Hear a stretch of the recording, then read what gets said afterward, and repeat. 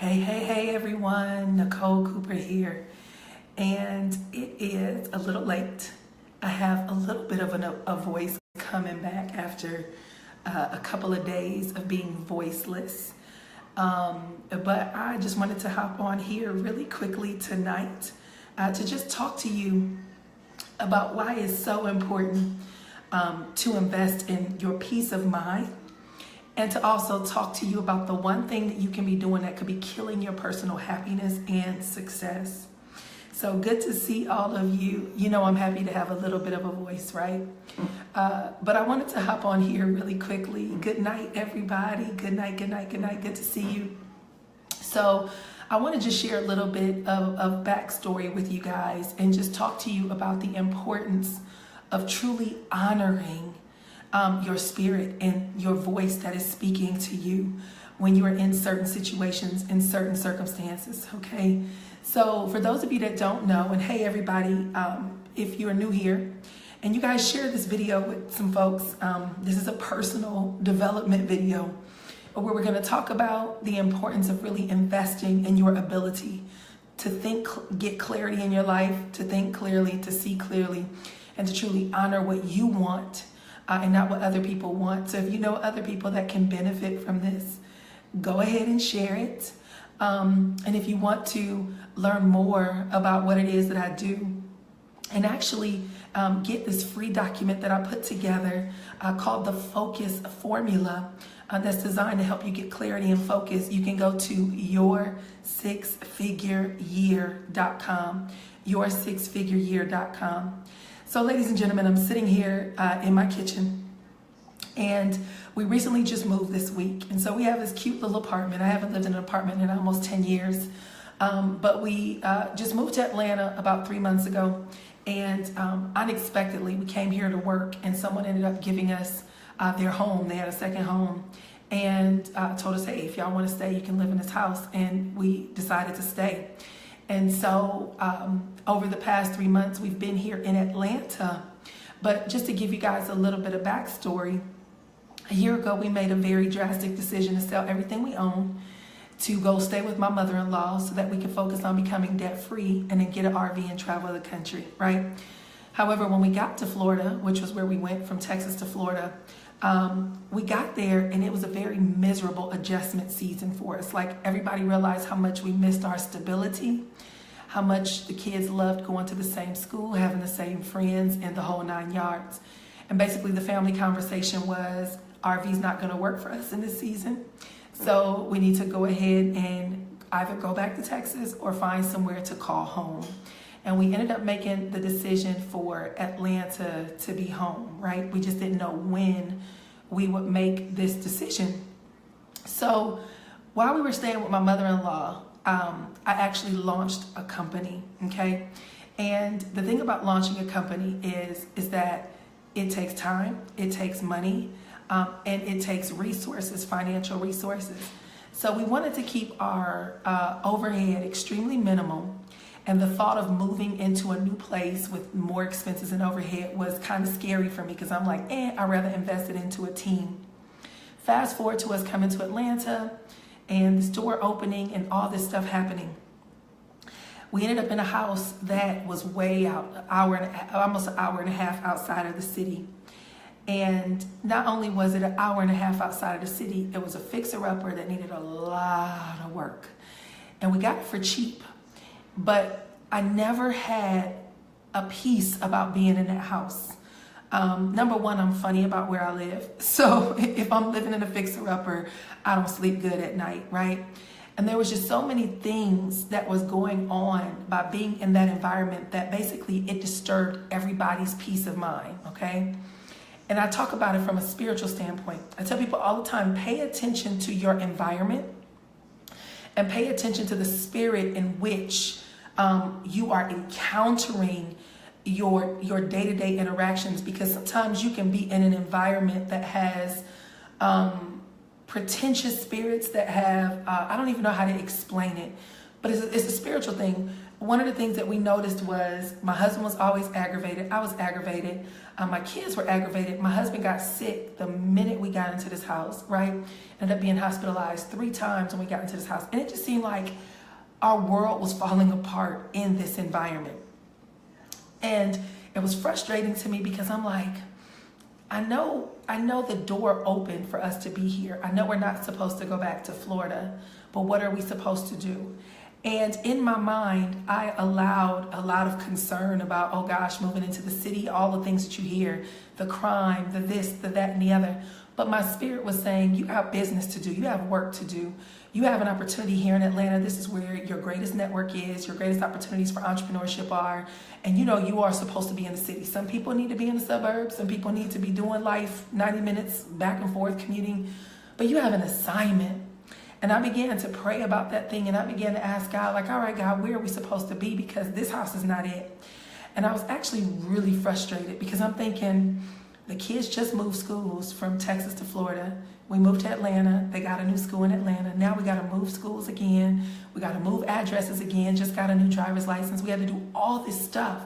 But one of the things that I understood was I got to get a peace of mind. For 3 months straight, y'all, in that house, I could not work. Our family stayed, my husband stayed sick in and out of the hospital. My kids stayed miserable. It was just an environment and an atmosphere of frustration. And I knew if nothing else, I needed to invest in an atmosphere of change for our family. And so I began to pray and ask God, all right, Lord, please open up doors, show me what we're supposed to do, because you guys be very mindful of taking on other people's opinions about something. People saying you don't want to live in a city, it's a lot of crime, it's expensive, it's this, that, and the other. It was a series of checklists that people gave me about not wanting to live too closer in. You should be on the outskirts, schools are better, this, that, and the other.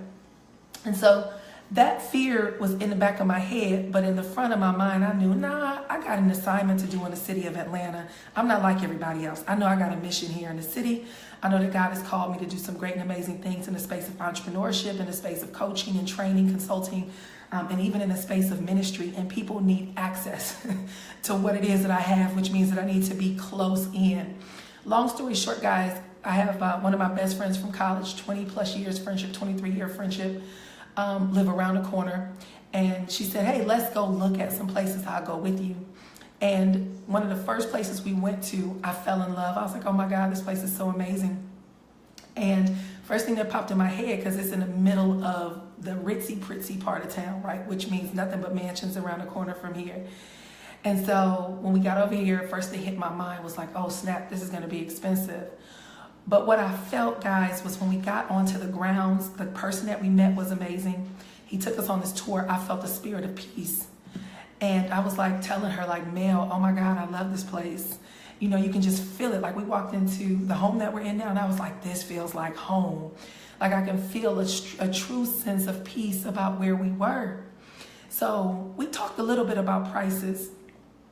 But the guy comes to me and he's like, oh, by the way, we're running a special. You don't have to pay a deposit to get the place, right? Because I'm thinking money, y'all. Listen, if I show y'all, I actually have a list of expenses right here, right? And I literally have about $5,000 right now of expenses just for this week for my team, all right? For new writers, bringing on board a operations manager, bringing on board, you know, I'm building a company. My company is, I'm serious about this company. I have an 8-figure blueprint. And it's just not about the company, it's about the mission of the company.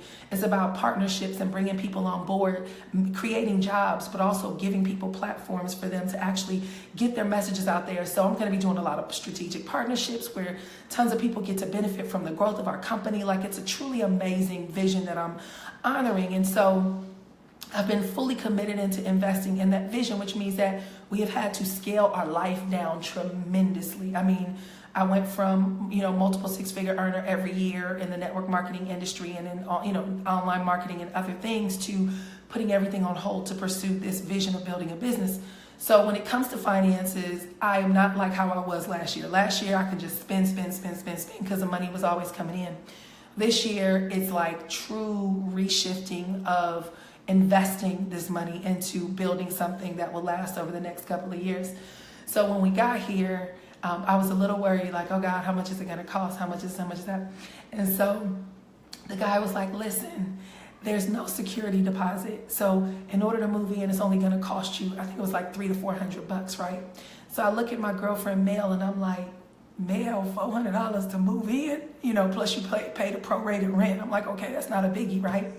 But then he looks at me and he tells me, he said, oh, I just realized too, your November rent is free. Now let me explain something to you guys about where we are. Where we are right now is I'm on the borderline of one of the wealthiest areas in the city of Atlanta. And the school districts is very important as a parent, right? You want to make sure that your kids get good education.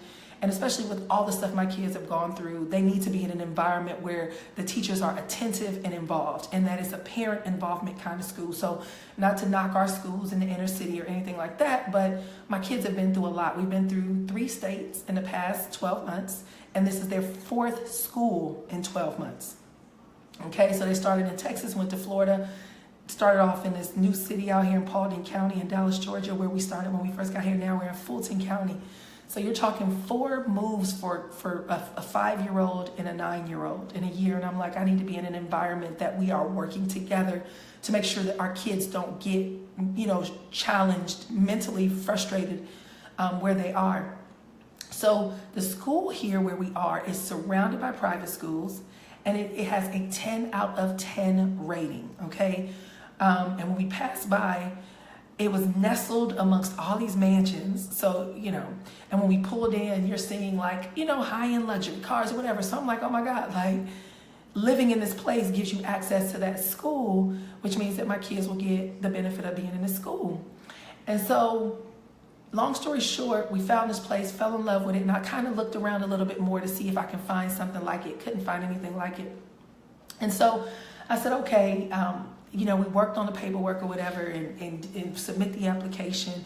And it took about a week and a half. And it was kind of a very long, frustrating process because I'm an entrepreneur.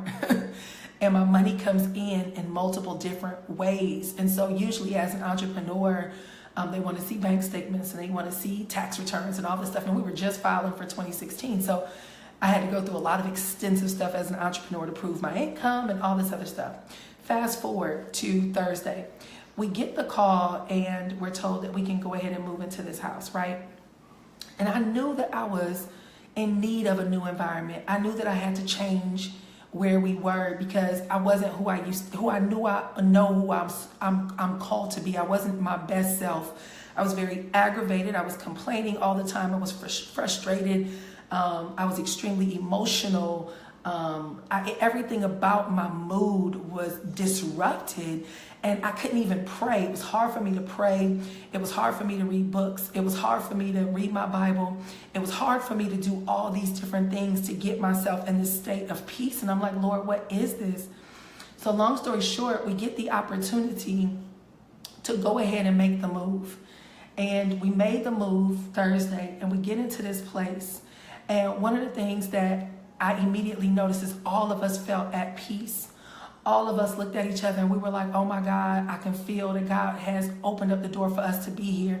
It seemed like even me and my husband have been like this for the past 3 months because I was so frustrated, and whoever's in your proximity, you take it out on them. And I would take it out on him and I would take it out on the kids. And I was just like, something's not right, but I couldn't figure out what that was. So when we got into this house, you guys, it was just like a peace. I haven't slept a full night in 3 months, okay? I haven't slept a full night in 3 months. And for the first time in being in this house, we slept a full night. And this is important. I'm talking to you guys about this because a lot of times we dishonor our atmospheres and our environments. And we don't understand what's happening in our spirit, but there's a disruption in our spirit. And we don't tend to acknowledge that sometimes you can be in relationships or attached to people and things that there's an attack on what's going on in their life. And if you put yourself in that environment, that attack will attach itself to you and it will begin to try to intercede its way into your life, and it will begin to destroy and destruct what's going on in your household. And that's what I felt what was happening just atmospherically, right where we were. And so, I was sitting here today and it's like we've only been in this house for about 3 or 4 days. But for the first time in about 4 or 5 months, I was able to sit down and think clearly and write out a blueprint and a plan for where I'm going, what I'm doing, and how to map, just how to get extremely clear. So if you guys can see, like, I have like my little financial blueprint, right? And going through my documentation and, just kind of mapping out my weeks and stuff. I haven't been able to do this in like 4 or 5 months. And it's not even just what's going on in the atmosphere, but it's also being aware of the attacks that come when you make a decision to pursue something and you refuse to allow yourself to get distracted. I made a decision to pursue this vision that I've had since 2010, and I did it with a lot of sacrifices, and I was so committed to it. But at the same time, in being committed to that vision, in my head, I thought it would just all flow really easy, right? But when you start having distraction after distraction after distraction come your way, what happens is you now start getting thrown off, right? And you start getting desperate. You get desperate to try to feel your way back to normalcy, right? And when you get desperate trying to feel your way back to normalcy, you start being vulnerable to things around you, and you start allowing people to tell you, well, maybe you need to stop doing this. Maybe you need to try doing this. Maybe you're doing this wrong. Well, maybe I would let that go. Maybe this, maybe that. And I started dealing with a surrounding of people who were telling me, well, maybe you should go get a job. Maybe you should give up on this goal that you got. Maybe you should move back to Florida. Maybe you should do this. I started having all these people coming around and telling me, oh, you need to give up on that thing you're pursuing because maybe that's creating the chaos in your life. And maybe you should do this and maybe you should do that. And you start getting all these people that start trying to impose their opinions on you. And one of the things that I can honestly say about when you are connected to the Spirit of God, right, is that no matter how far removed you feel at times, you still can have strong discernment. You still can have strong discernment. And one of the things that I knew had to happen was we had to change where we were and who we were connected to. I'm going to repeat that. We had to change where we were and who we were connected to. Guys, listen. Sometimes people mean well in your life, and they're great people. But sometimes they are just not to be a part of the season in which you are in. And you have to be very careful with who you allow to attach themselves to you in certain seasons. And that means you have to be very mindful and careful of who you allow to pour into you or give you things or give you access or you give access to in those seasons. You see, one of the things that I had to understand about this season in my life, and I had somebody mention this the other day, we were talking about friendships and using people, right? Where people feel like, oh, you just using me because of this, that, and the other. And me and my best friend was talking about it. And I said, you know what? I said, a lot of us get offended about somebody using us. I said, but at the end of the day, when it comes to friendship, it's about calling on that friend when you need help, and you are going to use access to that person who can help you in that time of need. And many of us have this very abusive relationship with friendships. And what I mean by that is I'll be your friend until you ask me for help. And when you ask me for help, I'm watching you because I think now you're going to use me. I think now you're trying to get over on me. Because we don't understand that God uses us to serve people, and it is not about our agenda, but it's about being a vessel for what God is positioning for you in this season. You see, I realize, guys, that when it comes to certain people that we deal with in delicate seasons of our lives, you have to be very careful who and how you receive from certain people. You have to be very careful who you ask for help from, right? You have to be very careful with who you give access to you and who you show where you are with where you're going. You see, there are people in my life who only knew me when I was Nick from such and such. They don't know who I am now. They don't know the ministry in my life. They don't know the call on my life. They don't know what I'm fighting for in my life. They don't understand any of that. And so when they see me, they only see me as a certain kind of person. And that means that that relationship, if there's any type of connection where I ask them for support or ask them for help, I don't care if it's watching my kids or, doing certain things, they're all of a sudden looking at me as if I'm helpless and incapable or whatever it is that the opinion is. But what I discovered was in this season, you cannot allow yourself to be positioned in a place where you are intimidated to ask for help. What you do have to do is understand who are those sources that will support you wholeheartedly, understanding the mission and the vision that God has on your life. I will admit that, guys, in this season, I need a lot of help. Over the last couple of months, my husband has been through a lot. And there has been some situations where I'm dialing 911 to my friend saying, somebody come get the kids right now. And there's nothing worse than having people who make you feel like you're a burden when you're in an emergency situation, or when your life seems to be falling apart, or when you're in a crisis, or when, hardships are there. And you have to be very mindful and aware of the spirit in which people do things, right? Because there's nothing wrong with asking for help, but it is extremely important to understand who you're asking for help from. And what I had to understand in this season is, it took me years, y'all, to learn how to ask for help. A lot of years. I had a lot of pride.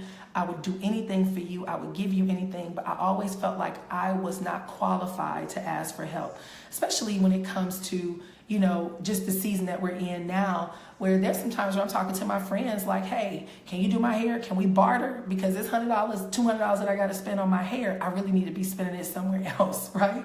So I'll go to somebody about bartering and trading. I'll do this for you if you can do this for me. It took me years to do that. Why? Because I've made millions of dollars in business, and I feel like most people looked at me like, oh, you shouldn't be bartering. You should be cutting them checks. You should be paying for this. You should be paying for that. But I also began to understand that in the world that we live in, everything is not always about money or that. It's about serving. It's about being a support system for the people who are around you when they need you, and you being the same thing for them. And so I say all that to say this, is that I realized that the minute that I began to cut the cord to certain attachments and remove myself from certain atmospheres so that I can be in an environment where, where I can have a full, wholehearted connection to what God wants to do, and be in an atmosphere around the right people with the right intentions, with the true understanding of who you are, whose you are, and what the assignment is on your life. I realized that I put myself in a position just for the benefit of myself and my family to truly be open and available to God's blessings, and not be in such a battle spiritually and atmospherically because of who I was connected to. And it's painful, y'all. Listen, there are seasons where you got to cut friends out of your life. I feel like I've just gone through a lot of painful detachments, even leaving an industry where people act like they're your friend because you make them a lot of money. And then once you're no longer doing business with them, all of a sudden, they don't even want to answer your phone calls. It becomes very clear that not everybody is your friend. Not everybody means well for you. Not everybody's going to have your back. Not everybody's gonna support you when you really need help. And at the end of the day, that's okay. The secret is to be very discerning of who has your back, and be very appreciative, and also be very open that you are to be the same thing to them that they were to you.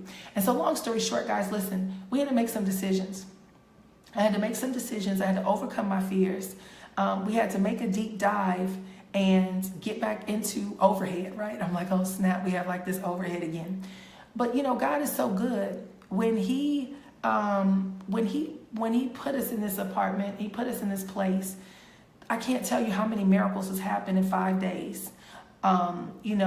Just the peace of God. There's a scripture that says the peace of God that surpasses all understanding will guard your heart and your mind through Christ Jesus, right? There's such a peace where we are. And there's a peace about cutting off certain relationships. There's a peace about investing in your peace of mind. Guys, sometimes we're too cheap to the point where we don't want to pay for a peace of mind. We want to stay attached to and connected to things because we don't want to hurt people's feelings. And that's what I want to talk about with when I said the one thing that could be killing you and your personal happiness and your personal success. You know, guys, we're too scared to hurt people's feelings. We are people pleasers, and we want everybody to feel good about us. We want everybody to love on us. And sometimes when you want people to feel good about you, you bite your tongue too much, which means that you end up being taken advantage of in ways that you become bitter. And when you become bitter, you become bitter towards all the wrong people behind the people who you should have corrected and cut off a long time ago. And, you know, guys, everybody don't have to do something wrong to you to be cut off. Everybody doesn't have to be evil or mean to be cut off. Everybody doesn't have to offend you to be cut off. All they have to do is show you that they're not in alignment with where you are in this season, and it's just not a good fit. And it doesn't mean that we may not connect in a couple of years when I'm in a different place. But in this season, I can see, in this season right now, you are not personally invested in this relationship. And we have to cut the cord, because at any given moment, any moment that you can get, you're going to find a way to spew off your misery or bitterness towards me, whatever's going on in their life, whatever's happening in their world, whatever it is. You guys just have to be very careful. You know, I remember years ago when me and my husband first got married, we were in a part of a youth ministry, a marriage ministry. And we went to this marriage ministry, and when we got there, it was in Orlando at the time. And in this marriage ministry was a bunch of newlywed couples, right? It was a lot of newlywed couples, because I guess most newlywed couples are going to go to marriage ministry at a church.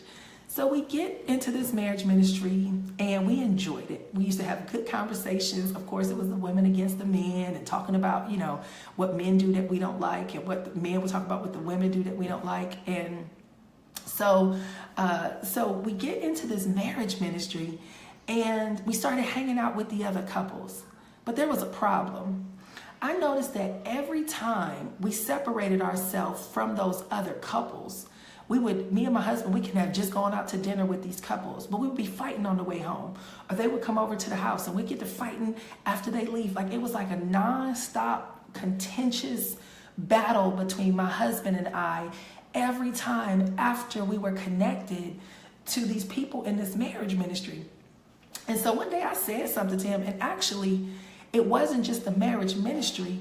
We would leave church on a Sunday. I remember leaving church on Sundays and having big arguments in the church parking lot about whether we're going to Walmart or Target, right?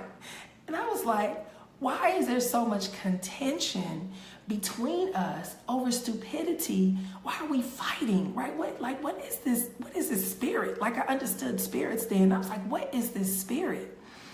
So long story short, we began to realize, I think we need to cut these folks off in this marriage ministry, because something's not right. Because my husband started telling me, we fighting over people that it serves no purpose. Like, we would get into arguments over the other couple and, couples and their point of views and all this stuff. He was like, why don't we just cut that off? Why don't we separate ourselves from that? Because I think it's creating contention in our home that we don't need. And I was like, okay, I'm game with that, because something ain't right. We always arguing. Long story short, y'all, I'm not going to get into a lot of detail, but all I got to say is what starts at the head trickles down into the body. We later found out that there was so much going on from leadership and pastoral leadership and all this stuff in their marriages and conflict and chaos. And that stuff was just trickling down into everybody throughout the body of that church. I mean, our marriages were being impacted. I mean, it was just chaos. Yes, somebody said, Anissa said, you're picking up their energy. You're picking up their energy, but here's what the Bible tells you. The Bible says that when you're dealing with spirits and that spirit leaves a person, it goes around looking for a new body to embody that spirit, and it comes back 7 times stronger. All right? 7 times stronger. So think about this, and this is why generational curses are such a big deal, right?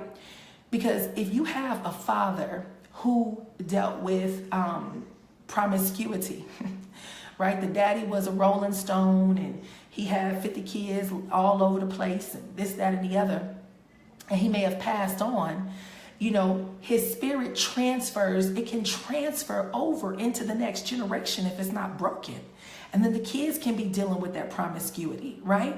It's the same thing with any kind of spirit. If you are around, that's why you have to be careful in your marriage, what kind of couples you give access to your life.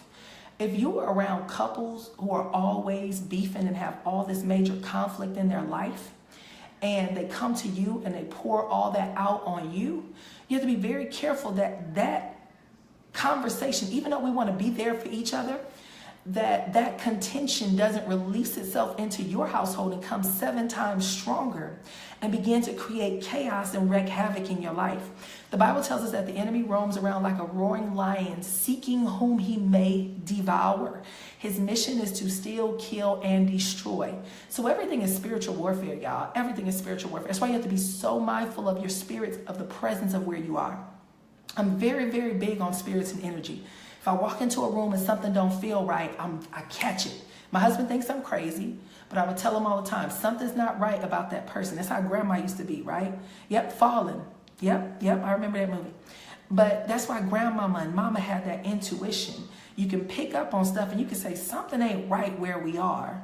But guys, the problem is we don't honor that. We're not bold enough to confront it and tap out and be like, I'm out. I'm not going to stay in this atmosphere. I'm not going to engage in this conversation. I'm not going to remain in this relationship with y'all. Listen, y'all better learn how to cut stuff off. And I'm going to explain something to you guys. You know, I used to care about everybody liking me a long time ago. I used to want everybody to see the best of me.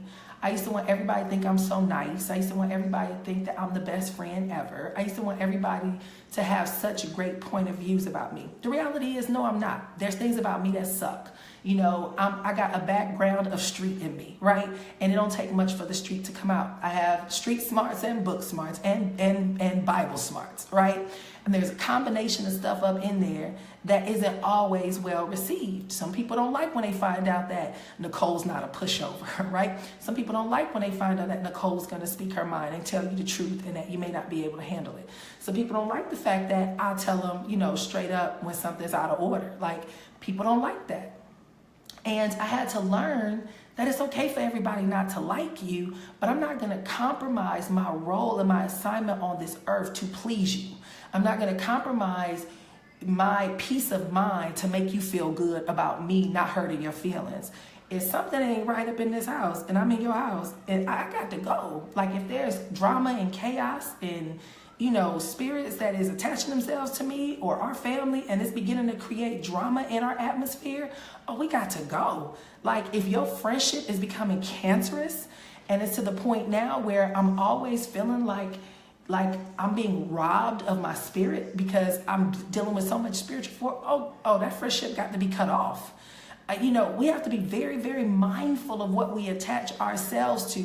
And that's why I really want y'all to understand, you know, the whole objective of me sharing this story with you guys is, and I share this stuff, y'all, listen, I share this stuff and I give these stories and I give this insight because people don't talk about it. You know, we always want to get on these Facebook Lives and we want to talk about the good stuff. We want to show off our outfit of the day. We want to show off our beat face. We want to show off the event that we at, the party that's turned up. We want to show all the things about life that are superficial. That stuff is good, but we need to be talking about understanding spiritual warfare, understanding God making a way when we tell ourselves that we can't afford to do something. I didn't think we could afford to move into the city.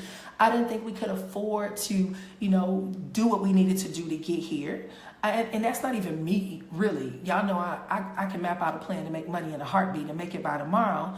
But I allowed myself to trust God to change my atmosphere because I knew that my spirit was out of alignment. And if it costs me something, if it costs me, you know, working 7 days a week for the next 3 months so that I can be able to put myself in a place of peace, I'm going to do what I got to do. See, guys, you got to learn to invest in your peace. Whatever's going to give you a peace of mind, pay for it. Cut the check. Sacrifice what needs to be made to position yourself to be elevated in a place of peace. You cannot pay for a peace of mind. You cannot, there's no feeling like it. And we have not had a peace of mind in 3 months. Y'all, I feel like I have been attacked on all sides. I'm talking 2 deaths in the family, 1 attempted death. I'm talking nonstop hospitalizations. It's just been like attack after attack after attack after attack after attack. And I'm not saying that those things don't happen. What I am saying is I have to be very mindful of who am I attached to in this season? Where am I in the season? Like, what's going on in my environment and in my atmosphere? What things do I need to confront? What things do I need to cut off? And what do I need to do to invest in a change atmospherically? How can I invest in changing my atmosphere? You see, guys, some of you are too complacent and too content. Your life is miserable. You're unhappy. You're frustrated. Your atmosphere is off. You're not spiritually aligned. You're disconnected. You're around the wrong people. The conversations are killing you that you are engaging in on a daily basis. You're afraid to get your feelings hurt. You're afraid to hurt other people's feelings. You're afraid to cut people off. It's a lot of stuff that you're dealing with in your life right now, but you have to make the choices to invest in change. And guys, sometimes it's gonna cost you to uproot yourself and move to a different place that's gonna position you to have a different spirit of access. You know, if you keep allowing yourself to stay in the quicksand of misery, eventually you're gonna get swallowed up. And too many of us sit around and complain. We whine, we fuss, we kick, we scream, and we surrender to the pain. We say, oh, it hurts, I'm so mad, and we remain the victim. And when it comes to doing something about it, we won't do crap. You sit there and you run your mouth and you talk about how much you hate the situation, but you won't do nothing about it. Guys, if there's one thing that I've learned is taking action to change your circumstances. You know, you can sit around and complain all you want, but another thing that I've learned, and I've gotten to the point where I thank God that I have such a boldness in my spirit about money, okay? Let me tell y'all, it's a bunch of people. Look, I get a lot of critics talk about me, and a lot of them are family members, right? A lot of my family members are people who are connected to me through family. They think I'm money hungry. They think I'm all I think about is business. They think about all these different things, right? They have all these opinions about me, and that's cool. I'm glad they do, because guess what? When you know that you are called and assigned to break generational curses and to be the generation bearer of your family, you're going to endure the criticism. But here's something that I've discovered about all these opinions that people have of me, but one thing that they can never do. You see, people can have all these opinions about who you are and how you are, and you know, you only chasing money and you this, that, and the other. But let me tell you something. When we want to do something, we don't have to rely on nobody to make it happen. We don't have to sit around and wait and hope and wish that we get a promotion on the job to make it happen. We don't have to sit around and pray for a 25-cent pay raise. We don't have to sit around and, you know, say one day I'm praying that God will just open up this door. No, when God say you got the keys and you go open the door, I've learned that God has given us the gift of having access to being resourceful. And when you are resourceful, you learn how to pull money out of thin air. You see, all the little critics that I got in my family that always talk about how I'm so money hungry and how you just want to worry about business and all that stuff. Well, none of them can pull money out of thin air. All they do is sit around and they wait on somebody to cut some checks. So when the criticism comes, I'm happily receiving of your opinions. I don't receive the opinions. I let you state your opinions. But I was telling my best friend today, I said, you know, one of the things that I've learned about people is people think you need them. People think that you can't come through, you can't survive unless you have access to them. And what they don't understand is I got options. I got options, and my options are not dependent upon whether you're going to do something for me or not. I do appreciate if you do, but I want you to understand that I will never be handicapped by thinking that it takes a person to create a change in my life, to recreate my circumstances or to alter my circumstances. I will never let a company, I will never let a mentor, an entrepreneur, a business person, a pastor, not even my parents, I won't ever let anybody feel as if they got so much power that my life cannot be elevated or grow or progress or become what it is that I need it to be unless they help me. Don't get me wrong, I do need the help. But I'm saying I don't want anybody to ever have that much power to think that I can't move on without them, that I have to have somebody come do something for me to create change. You see, too many of y'all letting people have too much power over you. You letting your job have too much power over you. You letting your friends have too much power over you. You letting your business leader have power over you, your mentors or whatever. That you make yourself think that unless they do something for you, your life cannot progress. Y'all, that's the biggest lie on earth. I learned a long time ago, God plus one is the majority. So I live my life expecting miracles. I live my life expecting instant transformation and expectation. You know, where I live now is close to Buckhead, right? And when I make 2 left turns, I'm in a community where it's like mansions out the wazoo. And it makes you say, you know, good God, what do these people do for a living?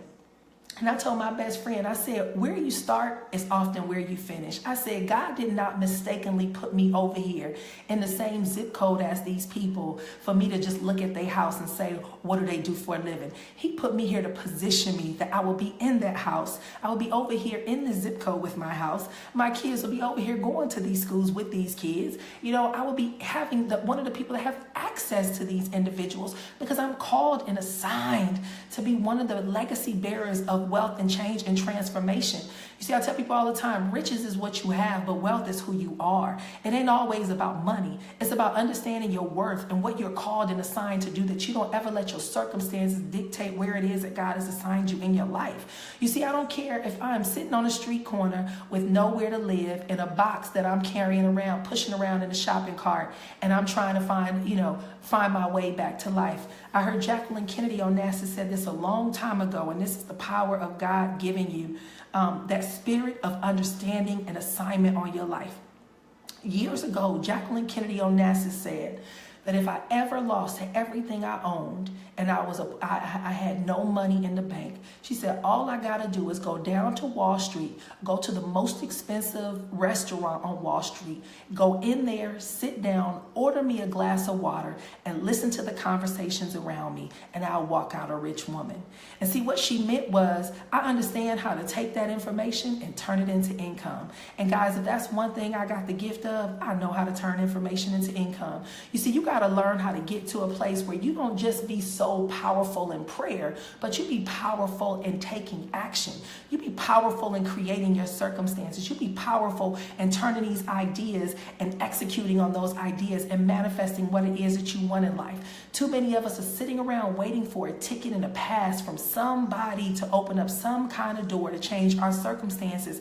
Let me tell y'all guys something, and this is not a prideful statement, but I know no matter what I'm going through in my life, y'all, the gift of wealth is already in me. I know that the gift of discernment that I have, the ability to have the resourcefulness that I have, the ability to be able to sit down and strategically map something out and turn it into something. I know my work ethic. I know my diligence, consistency, persistence, my willing to sacrifice, my ability to be willing to deal with delayed gratification. That's why I'm not ashamed to come on here and tell y'all, you know what, in this season, it's a little financially restricted. It's a little tight for us right now because we have to be wise in how we spend our money, because right now, what I'm doing today is to position us differently 3 to 5 years from now. So I understand that there's a sacrifice involved. Like Dave Ramsey said, you live like no one else now so you can live like no one else later. And I made a lot of mistakes in my life, but I know that they're temporary, y'all. Listen, can't nothing hold me back from my destiny. Can't nothing hold me back. And let me tell you, if that means cutting off people and walking away from certain friendships, walking away from certain relationships, changing my zip code, removing myself from certain atmospheres, investing in a different community, in a different neighborhood so that I can be able to have access to different types of people, I'm going to do it. Call me bougie, call me arrogant, call me pompous, call me what you want to call me, but you're sure going to call me rich. You're going to call me wealthy. You're going to call me wise. You're going to call me a child of God, and you're going to call me a woman that got some serious respect because she knows where she's going and she knows what she's doing, and she's not playing any games about her life or her future. You see, too many many of us are letting people's titles hold us back from who we're called to be because you're scared, and we're punking out from stepping into our role and our assignments on this earth. But I promise you, when I die, y'all, people gonna have a lot of good things to say. Even the haters, even the ones that want to criticize you, they really gonna stand up. They're gonna be the ones trying to grab that microphone and say, you know what, let me tell you something about Nikki. She inspired me. Yeah, your behind is inspired, but you also intimidated, so you got nothing but negative things to say, because at this point in your life, you don't know how to handle that. And in order to make yourself feel good, you much rather suppress who I am so that you can keep me oppressed to your level, and it's not working. So instead of you oppressing me, I will cut you off. See, y'all got to be very clear, people and tissues in your life, and don't be afraid to cut them suckers off. They will come to their own convictions. They might come back and they might apologize, and then they'll come back and tell you how much of a fool they may have acted, and then they'll invite you back into their life, and you have a choice to say yay or nay. At the end of the day, you just need to be very mindful of what you need to do to be in alignment with your assignment on this earth. It's not about being arrogant, y'all, but I take my life very, very seriously. I take my life, I take my assignment, I take the call on my life, I take my destiny, I take my future, I take everything about my life and where I'm going very seriously. Because I tell people, we are not human beings having a spiritual experience. We are spirit beings having a human experience, which means that we have an assignment, and we have to be so committed to that assignment that we can't get caught up in these emotional affairs of humanity. And what I mean by that is we can't get so caught up in people's opinions and so caught up in people's preferences and get caught up in what people want you to do. It's not happening. And so I say all that to say, you need to know what you need to do to invest in yourself to create an atmospheric change. You have to create an atmospheric change. And if you don't understand what I mean by that, I want you to begin to just drive through certain types of neighborhoods and ask yourself, what do I feel when I'm in these different neighborhoods? Go into different buildings and into different rooms. You know, if you've ever been into a county building, I've been into a county building before, right? I had to get on welfare just 10 years ago when the real estate market collapsed. We were broke, homeless, foreclosed, repoed, everything, and on welfare. But the funny thing about it is, when I got into that welfare office, I looked around me and I was like, my circumstances do not define me. Yes, government, I need your support right now. Can you help me? But give me about 3 months and I'll be back on my feet. And surely enough, it took me about a year and 3 months, but I was back on my feet, and I think it was probably 18 months later, I was making 6 figures from home with a newborn baby in my hand. See, you got to understand, you're going to be in environments where people are hopeless, people are lonely, there's all kind of spirits in the atmosphere, and they pull at you. When you go into the county building, it's depressive and oppressive. You can feel the pain, you can feel the frustration, you can feel everything about it is chaos. And unfortunately, if you go into poverty, impoverished communities, it's the same thing. My girlfriend, she's reading at a school in an inner city. It's like a 1 out of 10 school. And she said, Nikki, when you go into the office, it's just chaos. The teachers' conversations and the administrators that are in the office is chaos. Like the way that they talk, everybody has this fussing at each other kind of approach, and they just going at each other as a form of communication, because there's frustration, there's bitterness, there's anger, there's all this haughtiness of their spirit, and it's in that atmosphere. But baby, let me tell you something. When you go into different types of environments, and it's not always a money environment, but if you change zip codes and you go a couple zip codes over, and you go into communities where it's led with love, and you go into communities where it's all about community, and the neighbors look out for one another, and they really have an interest in making sure that your kids are okay, and the staff really loves what they do, and they're really committed to what they do, and they're very focused on investing in their community. It's so different. It's completely different. And what happens is you take on the spirit of your environment. And that's why I choose to pay to live in a different zip code. It's plain and simple. I choose to buy into the circles that are going to help me evolve into the person that I desire to be. So if it means that I got to pay an extra $300 or $400 a month to be in an atmosphere around people who respect where they live, which means that they won't litter on the parking grounds, they won't litter in their environment, and they actually care about their community. And if you ask them, to look out for your kids when they get off the bus, and there's no issue with that, or no backbiting and talking about you, then I'm going to pay the $300 to $400, and you should too. We have to begin to look at ways to invest into what it is that we feel atmospherically is going to create the environment that we want. And yes, you can be in the hood and you can be the light changer. You can be the light of your community and the life changer. It just depends on your assignment. But I'm not saying that about rich or poor or this or that. What I'm saying to you is be mindful of the atmosphere that you give yourself access to. Be mindful of the environments and the conversations in which you engage in. Be very mindful of the people who you let, what they talk about when you have lunch with them. My pastor always used to say, he said, your spirit should be so strong, the Spirit of God should be so strong on you that when you walk into a room, conversations should change, right? When you walk into a room, conversations should change. And I remember him saying that. And I remember sitting down and meeting people for the first time. And they might say something crazy and be like, oh, I'm sorry, forgive me, pardon me. And they don't even know anything about me. But they already apologizing for using inappropriate language or saying something that's inappropriate. But they felt like, oh, that was disrespectful to her sitting here. Let me apologize. See, I understand that the Spirit of God can be so strong in and through me that even if I want to blend in, God does not give me that permission. You're going to stand out. But you got to honor, respect, and own that spirit that lives within you to give it the permission to take control over who you are and be able to have full dominion over your life, that you are now non-compromising and unapologetic about protecting this spirit and protecting this temple, protecting this assignment. Guys, listen, this is not about getting people to like you.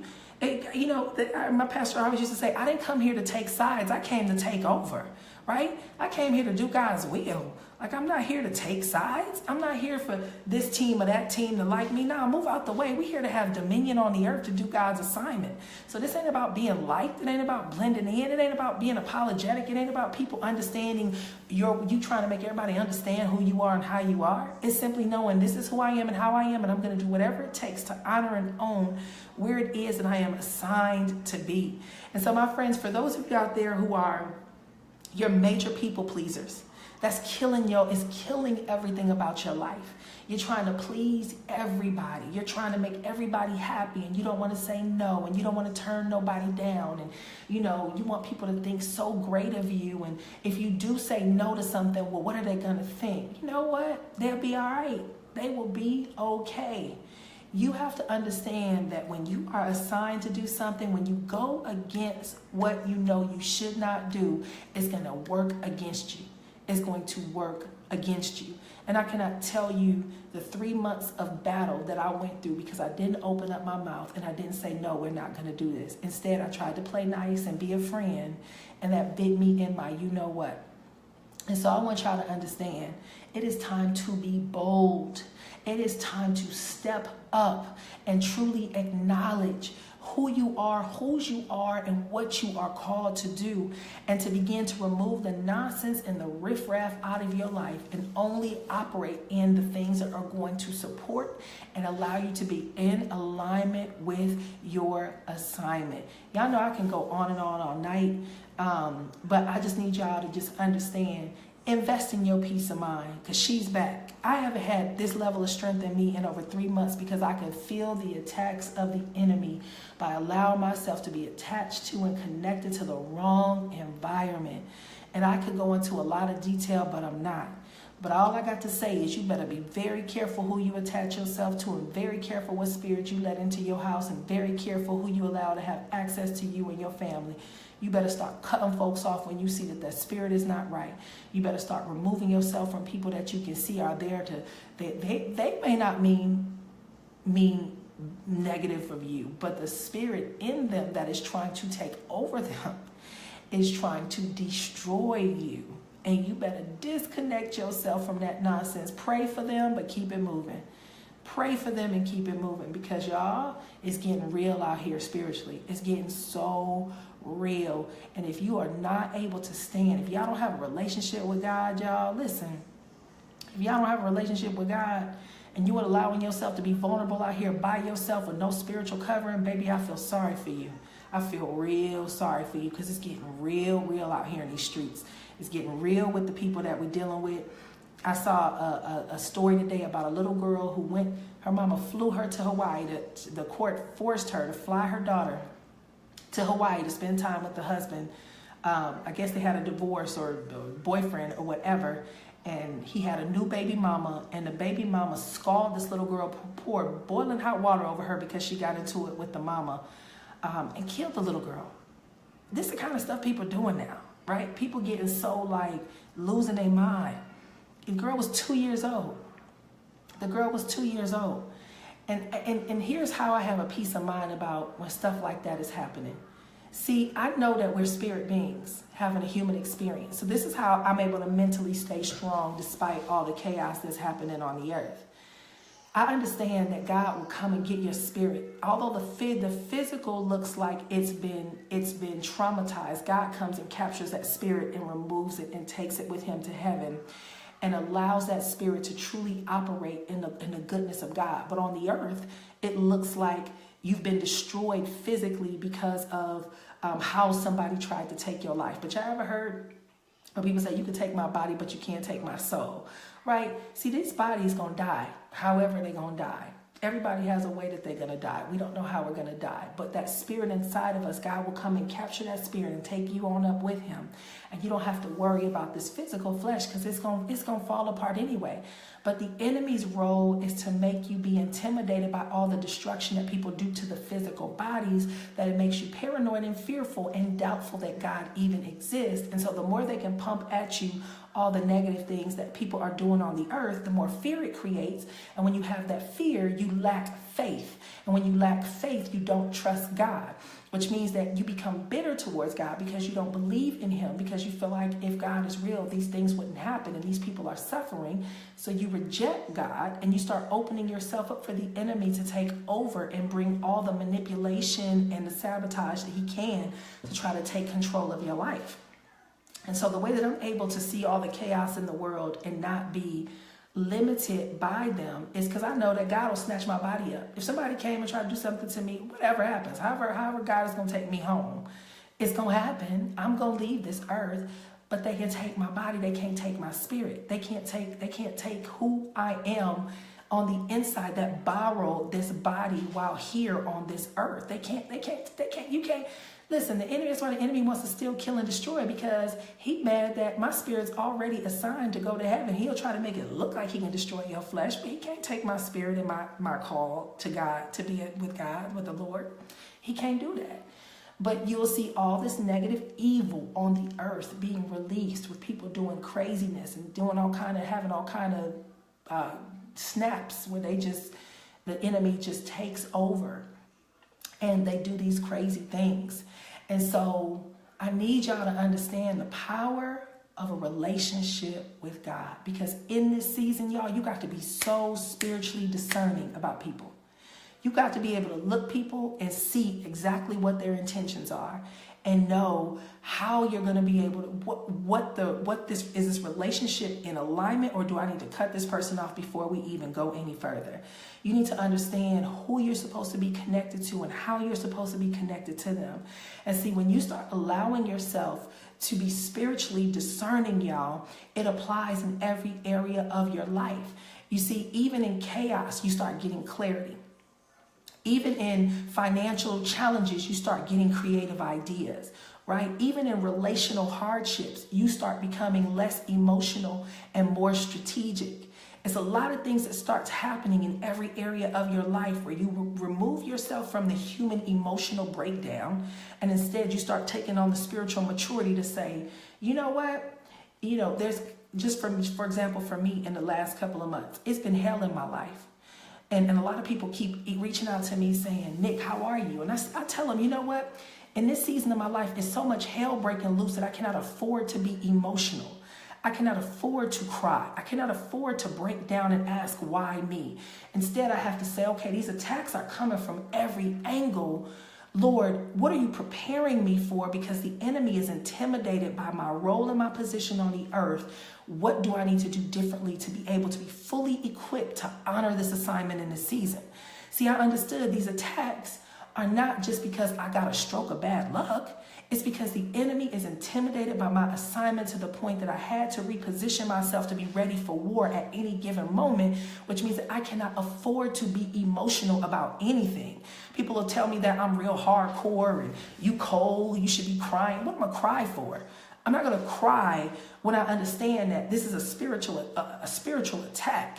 Instead, baby, I'm about to go put on my war clothes and we're about to fight. Like, all right, enemy, you want to fight? Let's fight. Like, what? You're not about to come make me get weak and feel like God done left and abandoned me from what it is that we're trying to do. Like, I don't have time for that, you know? Exactly. Taria said we must stop allowing our feelings to affect us, but stay in faith.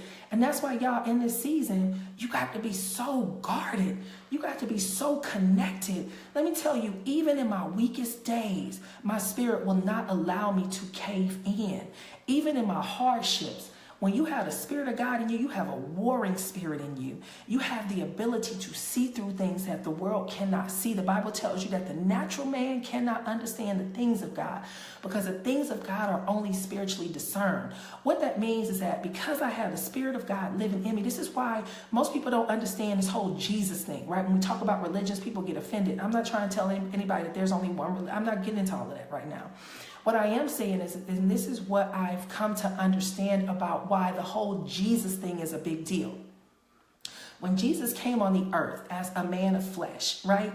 The whole concept of Jesus coming on the earth as flesh was to be able to live out this human experience and to give human beings an encounter with him as he professed who he was so that he can basically tell them what's about to happen, that God sent me here as a man, that I must die on a cross so that I can be able to bear all the sins of humanity so that my spirit can now live in every human being so that I can communicate directly to you. Because guys, here's the deal. We're going to get into this because y'all are still here. So I'm going to talk about this so y'all can understand spiritual affairs, right? You have the Old Testament and you have the New Testament.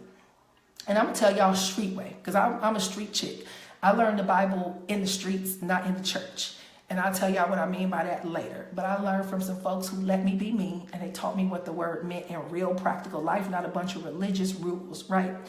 But the Old Testament, if you read the Old Testament, everything was about a priest having to go to God on behalf of everyone, right? So when something was happening, they had to have a priest and they would have all of these sacrifices and, you know, the holy, these holy things that they would take. It was like a whole process. And if anybody actually tried to go to God, like if you would see God, you can fall and die. Like it was scary. Like God was scary in the Old Testament. You know, it's almost like you couldn't call on God. It was just this real crazy encounter. But you had to go through a priest for everything, right? But God was like, you know what? I can't keep letting these human beings do this in my name. I'm going to send my own son who's going to come and he's going to give us access. He's going to give everybody in the world access to have direct communication to me. So you don't have to go to no priest to call on God, to have that God tell the priest what he needs to tell everybody else. So there's no distribution of information. There's no middleman. So Jesus had to die on the cross. But see, while Jesus lived, he let people know who he was so that all these folks, you know, people love rumors. They start talking about this dude crazy. He talking about he is God and God's going to resurrect him. He a fool, right? People were doing that. They were laughing at him. They were mocking him. So if you ever saw, what's the name of the movie that they did a couple years ago? One of the best movies they ever did about the remake of The Cross. Remind me of the movie, y'all. It's one of my favorite movies, but I forgot the name. So you see the mockery, people making fun of him, but him having to live as a man on this earth, I think he did for 33 years. When Jesus died on the cross and he said, Passion of the Christ, thank you, Michelle. And he said, it is finished. What happened was when Jesus died, his spirit was released. And when his spirit was released, his spirit was now released where every human being can receive the Spirit of God to have direct communication to God, where you no longer needed a middleman to tell you what God wanted to tell you. And so as you take on that spirit, Passion of the Christ, thanks y'all for sharing it. Go watch that movie. You can see all the mockery and the stuff that Jesus went through. He went through hell, literally, on earth, so that we can have this access in the spirit. And so now that's where it comes with salvation. People are like, you super religious. I don't need nobody telling me how to live my life. I can't party no more. I can't turn up no more. I don't want that Jesus. You a Jesus freak. I saw a thing the other day about, I'm not religious, but I'm spiritual. Somebody said something about, are you agnostic and all this other stuff? Listen, you could not be a believer and don't believe. I know man has screwed up this whole relationship thing with God. Y'all, it ain't as deep as people make it. God understands we some screwed up people. He knows that you are so flawed and so beat up that you're going to always make mistakes. And the reality is God is not a human being, and neither does he function like one, which means that you can't do anything wrong except reject him and basically denounce him for him to not love you or for him to remove himself from you. But if you say, Lord, I need you in my life, listen, you're going to keep screwing up. I screw up a lot. I am one jacked up soul. I really am. I'm a person, I'd be like, dang, Nick, you need a lot of help. But I got it. I got it in the spirit. And the spirit actually allows me to no longer walk in shame of my flaws, but understand that I need the Spirit of God because of my flaws. So it makes me not afraid to live and be myself. I used to be really scared to laugh. When I first got saved, I was scared to laugh. And my cousin and my best friend was like, well, you changed. Like, you done got saved and now you just, hi. Because I was thinking, you can't have fun no more. God was like, please, turn up and have a good time. Not, in a crazy way, but God is not waiting for us to just sit around and become nuns and priests. God is saying, listen, I made you who you are and how you are because I want to use you where you are. Plain and simple. I just need you to understand my word and understand me so you can be as bold and crazy as you were for anything else. You be as bold and crazy for me and just let people know who and whose you are. That's it, period, point blank. God will find a way to get creative with you in every area of your life. In business, if you're a teacher, if you are a cosmetologist, whatever. And that's the beautiful thing about us being in this position is people think that you're supposed to be a certain kind of way because you talk about Jesus. Look, ain't nobody going to stop me from talking about business and making money because I understand that my business is my ministry. That's what I'm called to do. And the Bible talks about money over and over again. If you go read Ecclesiastes, it says money answers everything. The Bible talks about money. God gave people money to go see if they would go invest the money. And if they didn't invest the money, guess what? God took the money back from them. Money is essential. God gave us currency on the earth as a form of exchange of value. He wants us to use ourselves on this earth and all of the value that we have, and as a result of that, we will get rewarded for it. The Bible says if a man does not work, he does not eat. That means that in order for you to really operate in the fullness of life and truly have an abundance of life, your behind got to work doing something. And if I work as an entrepreneur, or I work on a corporate job, or I work on something else, God is not going to sit around and tell me my only role on this earth is to be in somebody's church and to be on somebody's pew or to call myself a minister or a bishop or this or that. That is not everybody's role on this earth. Some of us are going to be out here going in strip clubs and pulling people out and telling them how beautiful they are and how much value. I got a good friend now. That's his mission. He gets prostitutes off the street. He takes them in, he helps them, he feeds them. He does all this stuff. God wants us to just operate at the best of who we are, where we are. But unfortunately, too many of us does not understand who God is and how God is. And too many of us are taking on man's interpretation of that. And so when I talk about being bold and when I talk about being okay with cutting folks off, it's because I know at the end of the day, I'm not always right, but I do know who I'm connected to. And I do know that I don't need somebody to approve of me to know that I am what my destiny is, what my assignment is, and what God has called me to do. And so when people got their opinions and they want to say what they want to say, look, have your opinions. You can say whatever the heck you want to say about me. And I'm not going to say that there's not things that God will convict me on and be like, Nick, that was wrong. I will be okay with coming and say, you know what, I apologize. I was out of order in that area, but at the same time, my life will not be dictated or determined according to the opinion of a man. Les Brown always says, don't let someone's opinion of you become your reality. And so, you know what, guys, I can go on and on and on. But at the end of the day, I want you guys to understand that it's a couple of things. Number one, you better get yourself grounded with some kind of spiritual connection because it's some serious warfare going on out here. And you want to be so discerning that you can see the spirits of people that you are connected to. And I tell you, as much as I can see spirits I'm not supposed to be connected to, I'm so grateful for the spirits that I am, that I know are aligned and they're called and assigned to me in my life, right? The second thing is that you better be willing to invest in a peace of mind. Look, too many of us are sitting around talking about what we don't have and what we wish we could do. Your butt better get up and start working for what you want and to create change. God has given us everything we need to become resourceful, to create what we need, even financially, to create change. If you're in a miserable situation because money is holding you back, your butt better do something different. And it may be that you need to get on my email list and learn how to do what I'm doing online with building businesses online. You better do something, because at the end of the day, money should not be holding you back from your destiny. I understand that people think money hard to get. Not really. Money is actually very easy. It's just a matter of you understanding how to be resourceful and to be an action taker, somebody who actually executes on the vision that God gives you, and you actually are willing to do the work to build something out, and over time you will be able to see income come your way. And the third and final thing is stop killing your destiny by being a people pleaser. Too many of you are living your life for other people, and you're so scared. You're so scared to hurt people's feelings. You're so scared to cut people off. You're so scared to do things because you're worried about how people are going to perceive whatever changes you're making. Y'all, people can have whatever opinion about me. I've learned that at the end of the day, it's only a handful of people that's going to have my back when all hell breaks loose. And I take that back. Actually, it's a lot of people that'll have my back when all hell breaks loose. And the crazy thing is, it's a lot of strangers that will have my back. It's a lot of y'all that I might run into that might have my back in a time of need and didn't even realize it.